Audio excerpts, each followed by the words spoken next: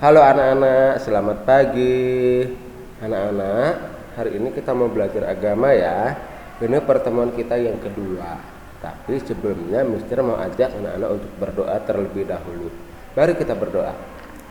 Tuhan Yesus, pada pagi hari ini kami datang kepadamu Tuhan, mengucap syukur untuk semua kebaikan Tuhan yang Engkau nyatakan dalam kehidupan kami. Tuhan Yesus, hari ini kami mau belajar agama. Tuhan tolong berikan kami pengertian supaya kami dapat memahami pelajaran agama hari ini. Tuhan, kami mau serahkan pembelajaran agama hari ini ke dalam tangan Tuhan. Di dalam nama Tuhan Yesus kami sudah berdoa dan mengucap syukur. Amin. Anak-anak, hari ini kita masuk ke materi kedua ya. Tapi sebelumnya Mister mau bertanya dulu. Siapa yang masih ingat pembelajaran agama yang pertama? Wah, betul ya. Pembelajaran agama yang minggu kemarin itu pemeliharaan Allah terhadap bangsa Israel ya. Waktu itu bangsa Israel bebas dari tanah Mesir ya. Di padang gurun bangsa Israel mengeluh karena kelaparan, karena haus.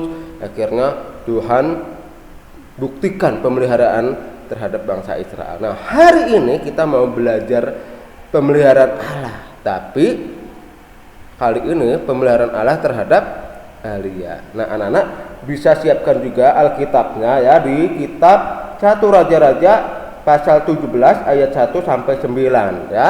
1 Raja-Raja 17 ayat 1 sampai 9. Nanti anak-anak baca sendiri ya di rumah ya. Nah, sebelumnya Mister mau jelaskan dulu ceritanya seperti apa. Nah, anak-anak, Elia ini adalah seorang nabi Tuhan. Nabi itu artinya orang yang menyampaikan pesan Tuhan kepada orang lain. Jadi Elia ini seorang nabi Tuhan yang berasal dari Tisbe di Gilead.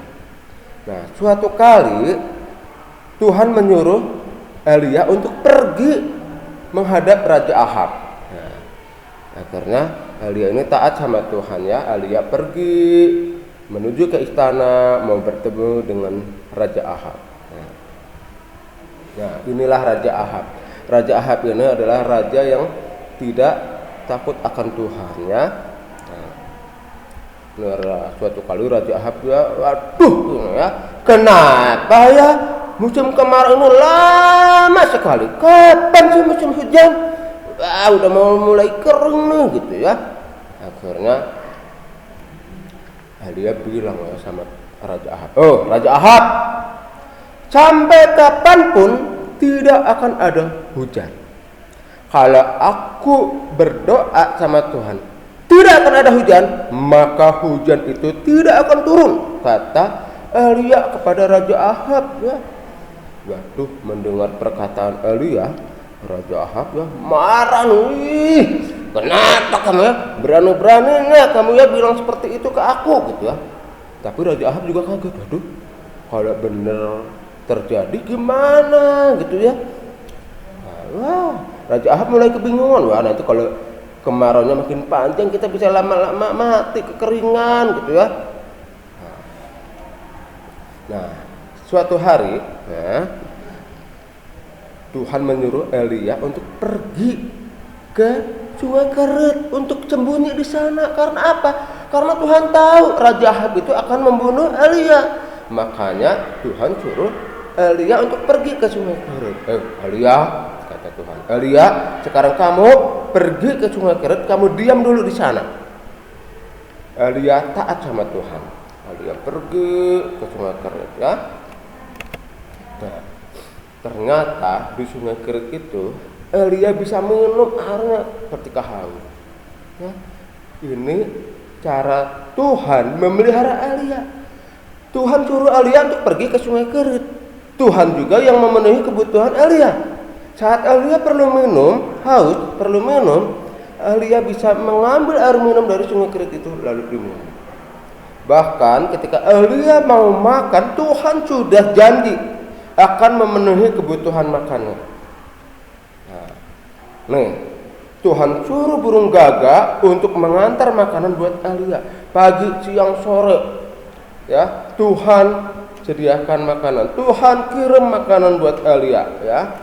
Nah, Nih anak-anak, perhatikan gambar. Pada waktu pagi mau makan, burung gagak datang, dia bawa roti, ya kasih ke Elia. Demikian seterusnya.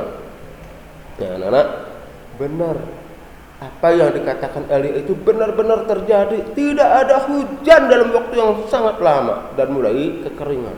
Bahkan di sungai Kerit pun juga mulai kekeringan. Airnya sudah mulai surut nih ya. Sampai akhirnya Elia berdoa sama Tuhan. Dia minta hujan sama Tuhan. Akhirnya Tuhan dengar doa Elia dan terjadilah hujan.